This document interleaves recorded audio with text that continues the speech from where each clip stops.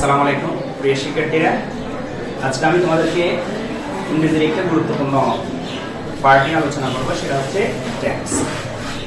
আমরা জানি টেন্স অর্থ কালবা সময়, অর্থাৎ ক্রিয়া নিষ্পন্ন হওয়ার সময়কে কি বলা হয়? টেন্স বা কালবা। আর টেন্স শেখার জন্য সবচেয়ে গুরুত্বপূর্ণ যে পার্টটা লাগবে সেটা হচ্ছে ভার্ব। সেটা হচ্ছে কি? ভার্ব।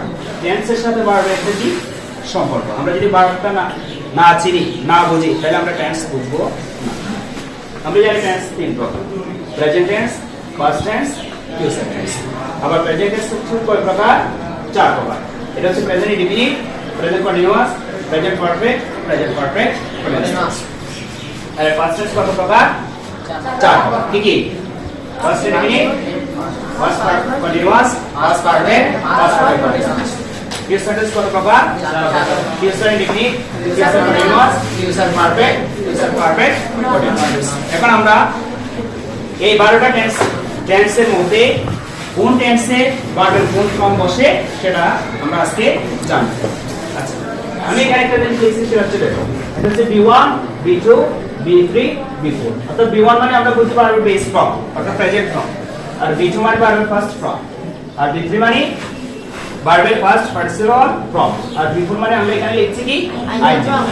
তাহলে আমরা এখানে কোন টেন্সে কোন ফর্ম বসে একটু খেয়াল করি।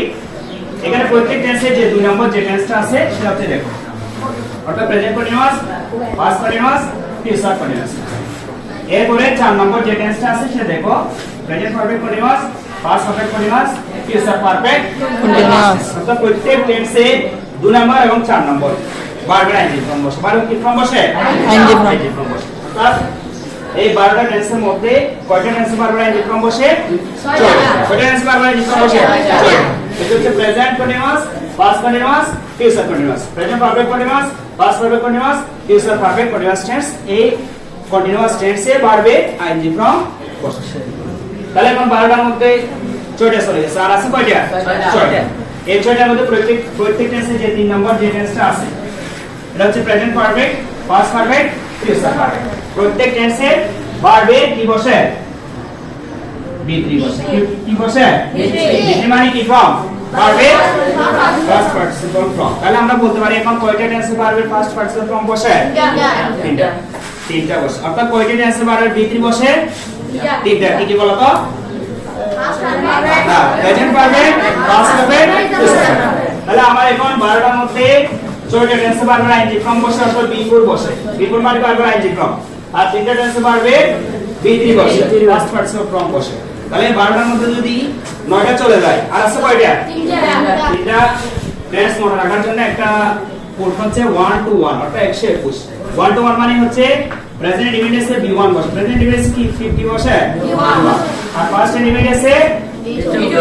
ফিউচার ইনডিফিনিটে B1। তাহলে আমরা এখন বলতে পারি যে কয়টা টেন্সে ভার্বে প্রেজেন্ট ফর্ম বসে? কয়টা টেন্সে ভার্বে পাস্ট ফর্ম বসে? কয়টা টেন্সে ভার্বে B3 বসে? কয়টা টেন্সে ভার্বে আইএনজি ফর্ম বসে? তাহলে এখন আমাদের এখন জানা হয়েছে কোন টেন্সে ভার্বে কোন ফর্ম বসে। এখন আমরা জানবো যে কি কোন টেন্সে বা কোন টু বি ভার্ব বসে। ঠিক আছে? এখন আমরা প্রেজেন্ট ইনডিফিনিট এবং পাস্ট ইনডিফিনিটে ভার্বের কোন সাবজেক্টে পড়ে সরাসরি ভার্ব বসে, এখানে কোনো অক্সিলারি ভার্ব বসে না। যদি কোনো অক্সিলারি ভার্ব বসে তাহলে বুঝতে হবে সেটা অক্সিলারি ভার্ব নয়, সেটা হচ্ছে মেইন ভার্ব। এখন আমরা ফিউচার ইনডিফিনিটে খেয়াল করি। ফিউচার ইনডিফিনিটে সাবজেক্টে পড়ে যেটা অক্সিলারি ভার্ব ব্যবহৃত হয় সেটা হচ্ছে শ্যাল বা উইল, অর্থাৎ সাবজেক্ট প্লাস শ্যাল বা will plus B1 plus subject. এটা হচ্ছে ফিউচার ইনডিফিনিটের স্ট্রাকচার। এরপরে present continuous tense. Present continuous টেন্সের সাবজেক্টে পড়ে কি বসে? am, is, are বসে। কি বসে? am, is, are। সাবজেক্টে পড়ে am, is, are প্লাস ভার্বের আইএনজি ফর্ম প্লাস সাবজেক্ট। আর পাস্ট কন্টিনিউয়াস টেন্সের সাবজেক্টে পড়ে was, were বসে। সাবজেক্টে পড়ে কি বসে? was, were প্লাস ভার্বের আইএনজি ফর্ম। আর ফিউচার কন্টিনিউয়াস টেন্সের সাবজেক্টে পড়ে কি বসে? shall be, will be। Subject plus shall be, will be plus ভার্বের আইএনজি ফর্ম প্লাস সাবজেক্ট হচ্ছে ফিউচার কন্টিনিউয়াস টেন্সের স্ট্রাকচার। এরপর আমরা জানি first present perfect tense. Present perfect টেন্সে কি বসে? সাবজেক্টে পড়ে have বা has প্লাস B3 বসে। কি বসে? B3। আর পাস্ট পারফেক্ট টেন্সে সাবজেক্টে পড়ে had plus B3 plus object, মনে থাকবে। আর ফিউচার পারফেক্ট টেন্সে সাবজেক্টে পড়ে কি বসে?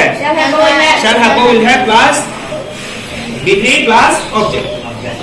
এখন আমরা একেবারে শেষে যেটা আছে প্রেজেন্ট পারফেক্ট কন্টিনিউয়াস টেন্সে কোন ধরনের অক্সিলিয়ারি ভার্ব বসে দেখো সাবজেক্ট প্লাস হ্যাভ বিন বা হ্যাজ বিন সাবজেক্ট করে কি বসে হ্যাভ বিন বা has been plus verb infinitive form plus subject আর ফার্স্ট পারফেক্ট কন্টিনিউয়াস টেন্সে কি বসে subject plus had been subject plus কি বসে had been plus verb কি from ing from R future perfect continuous tense auxiliary verb কি বসে have shall have been will have been shall have been will have been subject plus shall have been will have been plus verb ing from plus object মনে রাখবে সবার আশা করি সবাই বুঝতে পারছো আগামী ক্লাসে এটা বিস্তারিত আলোচনা করা হবে সবাইকে ধন্যবাদ